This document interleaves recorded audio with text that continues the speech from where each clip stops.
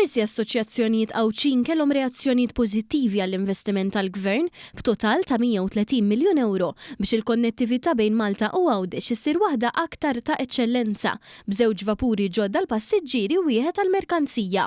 Fil-fatt il-Kamra tan-Negozju għal Għawdex sostniet li dan hu żvilupp li jagħti iktar ċertezza kemm lill-komunità lokali kif ukoll dik kummerċjali għas-snin li ġejjin. Qed naraw sinjal ta' konfidenza qawwi f'Għawdex.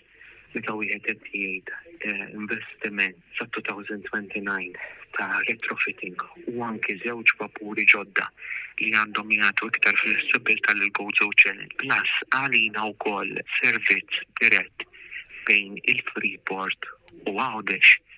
Ir-reazzjoni tagħna hija waħda pożittiva għax qed naraw li l-Gvern jieħu azzjoni fuq dawn l-affarijiet jingħidi pjan konkret, pjan ċar, pjan miri li se jintlaħqu, issa naraw li l-futur għal Għawdex ikompli jissaħħaħ.